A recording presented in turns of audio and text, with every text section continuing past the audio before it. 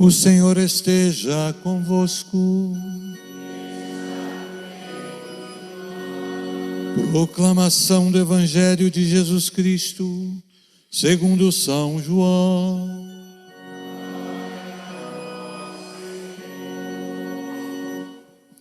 Naquele tempo, Jesus foi para o outro lado do mar da Galileia, também chamado de Tiberíades.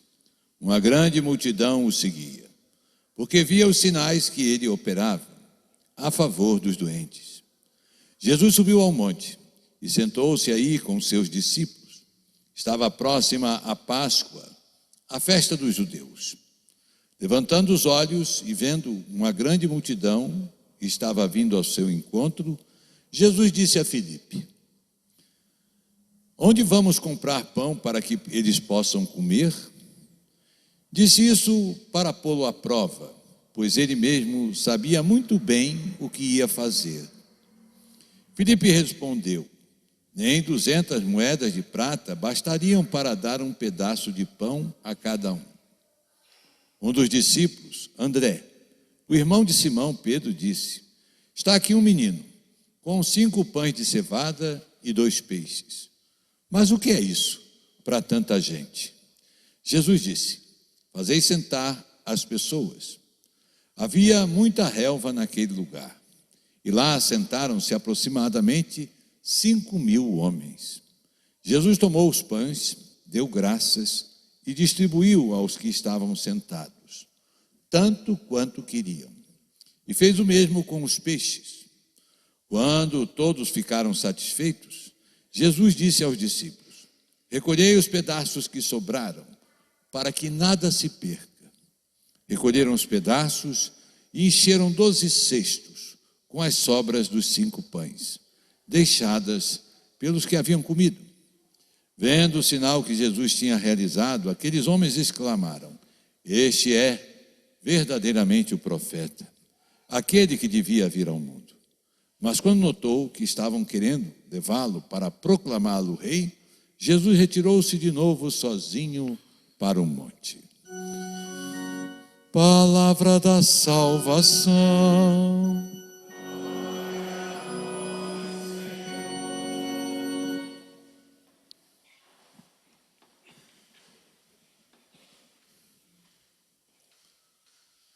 Meus caros irmãos, chegamos já ao 17º domingo do tempo comum, já estamos na metade do tempo comum, né? São 34 semanas do tempo comum, então vamos avançando rapidamente, já passamos da metade do ano, né? Já um mês já se foi da metade do ano. E hoje a liturgia tem como centro essa multiplicação dos pães. Vale a pena chamar a atenção para a oração coleta de hoje, né? Essa oração que fazemos antes das leituras, que diz, não é, que devemos usar os bens terrenos para podermos alcançar os bens eternos.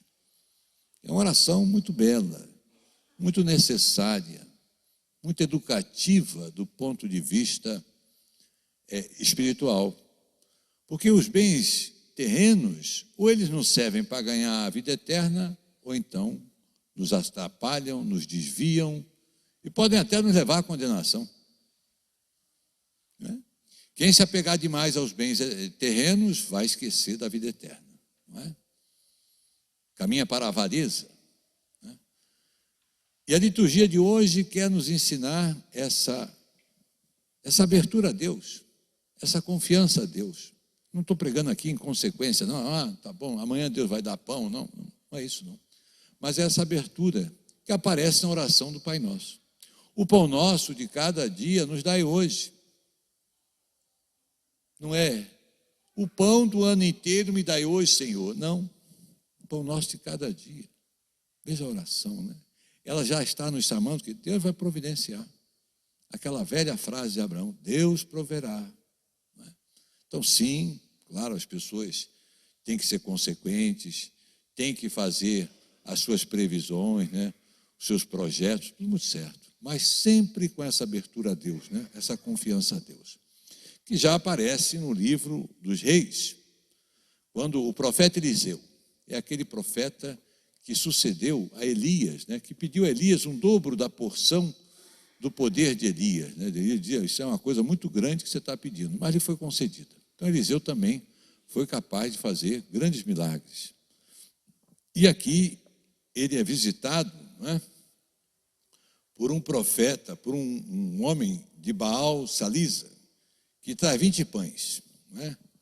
E Eliseu disse, dá ao povo para que coma. E ele diz, como vou distribuir tão pouco para 100 pessoas? 20 pães para 100 pessoas, ele tem razão.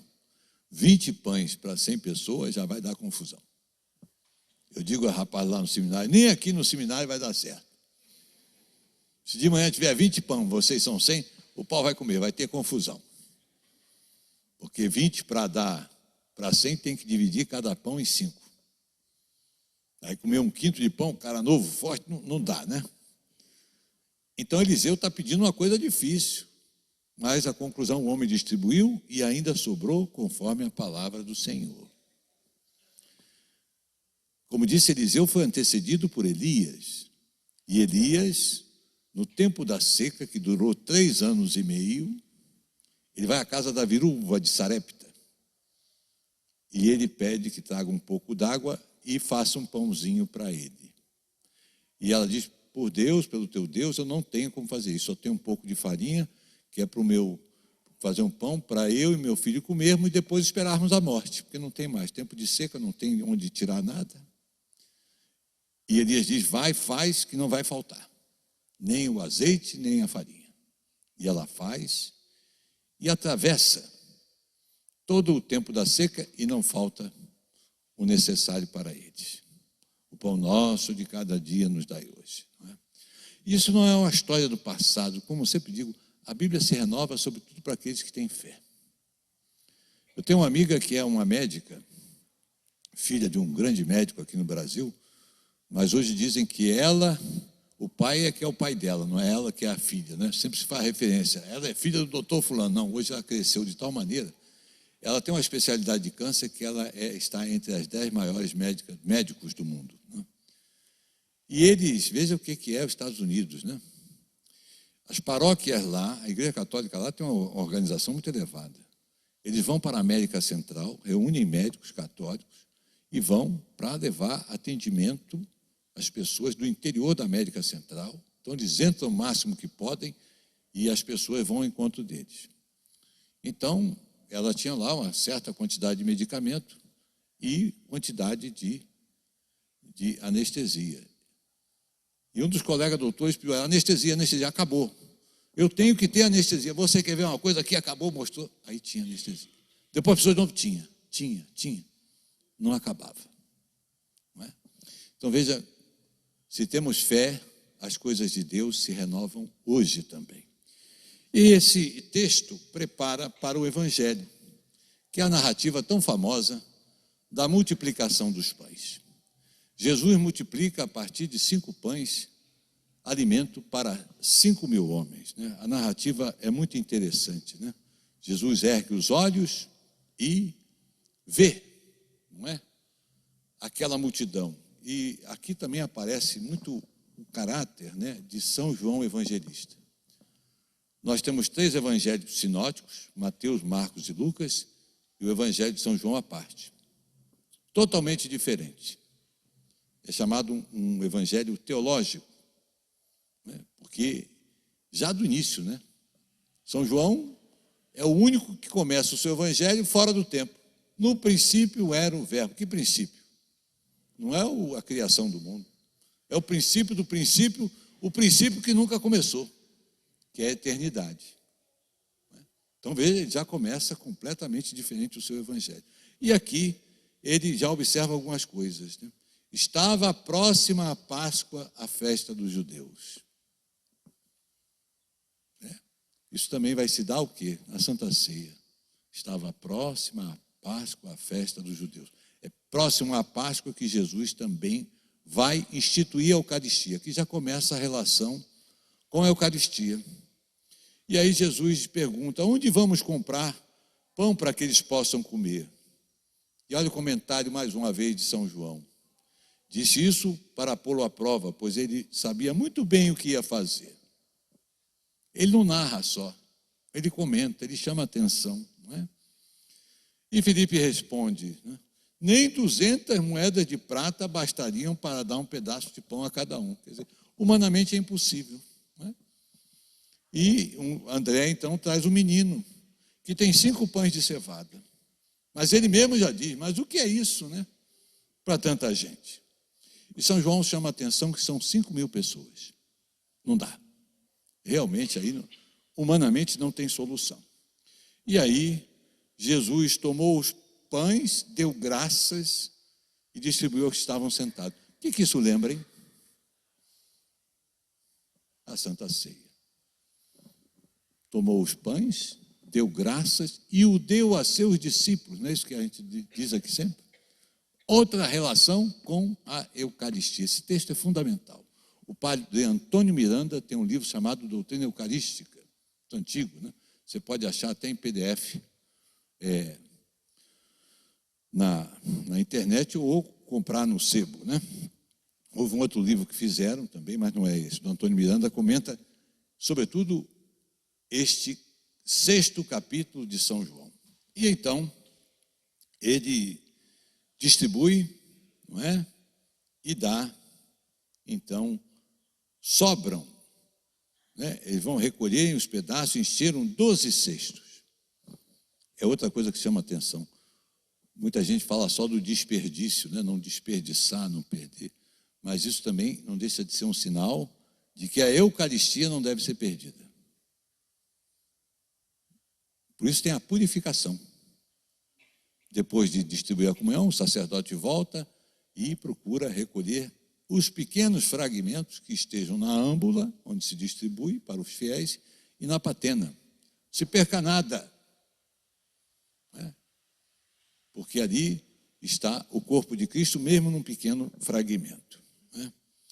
E o que acontece? Esse é o homem. Pô, deu pão de graça. É isso que nós queremos, né? E quiseram, então, levá-lo para proclamá-lo rei. Não é? O próprio Jesus diria, durante a sua paixão, durante o seu julgamento, o meu reino não é deste mundo. Então, quantas vezes, né, se pegou a religião para se fazer política, né, como hoje alguns querem fazer também, não é? Há uma série de desvios, né?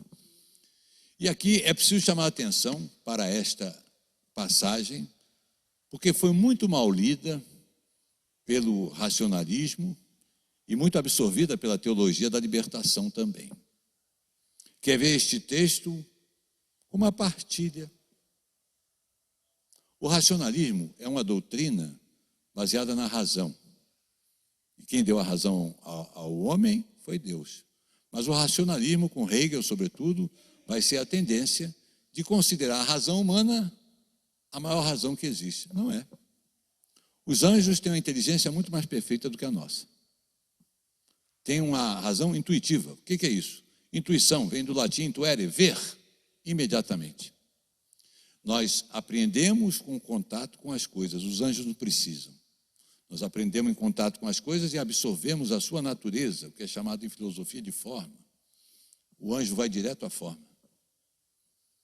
Ele não tem corpo, ele não tem os sentidos, ele não vê, não ouve, não, ele conhece de um modo absolutamente imaterial. Então é uma razão muito superior à nossa. Imagine então a razão de Deus, que criou tudo e sabe o sentido de todas as coisas, os segredos de tudo. Ele é o Criador. Mas o homem, na sua soberba, vai ao racionalismo. E o racionalismo coloca a razão humana como a maior razão que pode existir, não aceita o milagre. Não aceita o extraordinário. Tem que ter explicação. É próprio da ciência buscar a explicação. Mas muitas vezes a ciência fica paralisada diante dos mistérios. O mistério ultrapassa o que a ciência pode conhecer. Não é? Por isso, a Academia de Medicina do Vaticano, ela não diz que é milagre. Quem vai dizer que é milagre é o Papa. Mas ela diz, não há explicação natural para isto. Pá, parou ali. né? Como é que você vai explicar, por exemplo, olha, o padre Quevedo, que dizia que nada é milagre. Uma senhora em Lourdes, o nariz destruído pelo câncer, mergulha a cabeça nas águas de Lourdes e volta com o nariz refeito. Aí não dá, meu amigo, aí não tem cirurgia, não tem plástica, num segundo voltar com o nariz refeito. Aí é milagre, aí a ciência não tem como explicar. Não é a ciência que vai dizer, milagre. Não, o médico apenas vai dizer o quê? Não há explicação natural. E a igreja, com a sua autoridade sobrenatural, vai dizer, reconheço o milagre. Então é isso que não tem aqui. Então o que eles disseram? Essa tendência diz que não houve milagre. O que houve foi uma grande capacidade da partilha. Isso então, para a teologia da libertação, é uma beleza, né? Vamos partilhar tudo, né? Que é a base socialista de uma pretensa teologia. Não tem partilha, meu amigo. Se os 20 pão para 100 lá no Eliseu já era um absurdo, imagine alimentar 5.000 homens com 5 pães. Não dá. Um pão para cada 1.000, uma migalha para cada um, não consegue. É absurdo. Então, é esta visão limitada que é um absurdo, né? E é contraditório ao texto. São João está contando uma coisa extraordinária. Ele está contando um milagre. E se Jesus não multiplicou os pães, esse texto é uma lenda, é uma mentira. Não vale nada. Percebe? Então veja como se tem que se aproximar da Escritura com muita devoção, com muito respeito. Senão, você não vai conseguir ler a Bíblia. Claro que existem textos que são simbólicos, né? São vários livros na Sagrada Escritura. Então, são livros que vão ter uma interpretação um pouco diferente, conforme o seu estilo literário. Mas os evangelhos, eles não têm estilo literário nesse sentido, poético, não. Eles narram a vida de Jesus, as suas realizações, o extraordinário momento que a humanidade viveu. E, então, teve todos esses sinais que Jesus deu. Vale a pena, né? Vou passar dever de casa, né? Ler esse capítulo inteiro. Porque esse capítulo, depois daqui, Jesus vai caminhar sobre as águas. Né? Outro milagre. E aí, num retiro, um bispo falou que tem um terceiro milagre. Porque Jesus caminha e os apóstolos querem que ele suba, mas o próprio texto mostra que eles estavam longe da margem. E Jesus chega imediatamente à margem. Ele colocou lá um desenho, né, com um lago, o pedaço que ainda faltava, então ainda chegaram imediatamente.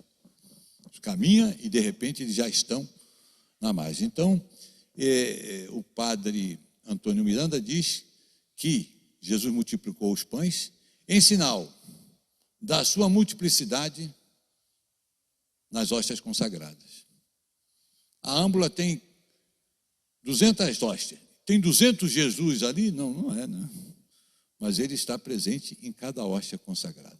E se partir a hóstia é meio Jesus? Também não. O Cristo, como diz São Tomás, se dá por inteiro.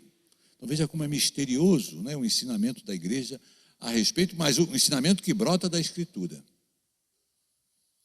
E Jesus depois, então, na sinagoga de Cafarnaum, o povo vai atrás, né?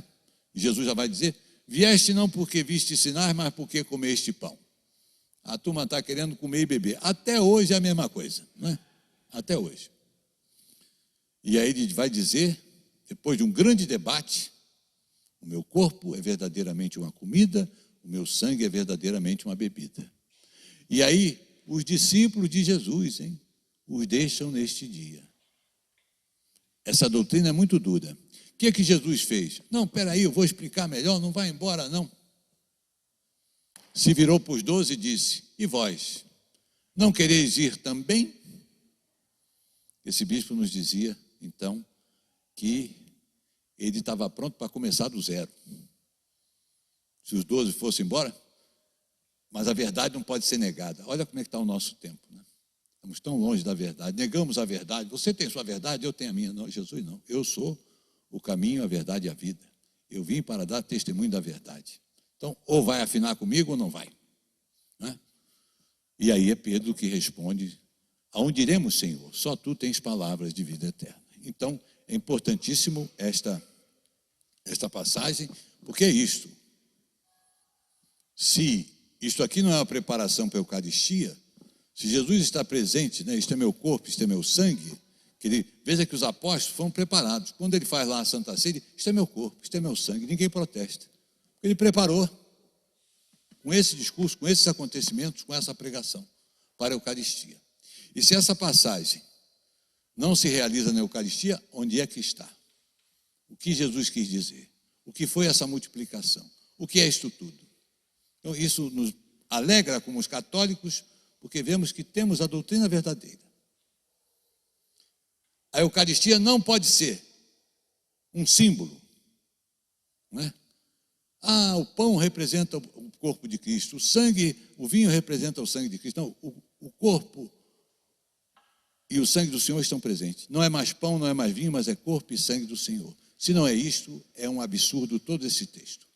E completa a liturgia de hoje, a carta de São Paulo aos Efésios, né? Ele que já é prisioneiro, vos exorto a caminhar de acordo com a vocação que recebeste, com toda a humildade e mansidão, suportai-vos uns aos outros com paciência no amor. Hoje está difícil de suportar. Eu mesmo digo que tem hora que é difícil mesmo suportar, porque tem gente insuportável mesmo, seja na má conduta, seja no ensinamento estúpido, na ideologia, mas esse é o desafio do cristianismo.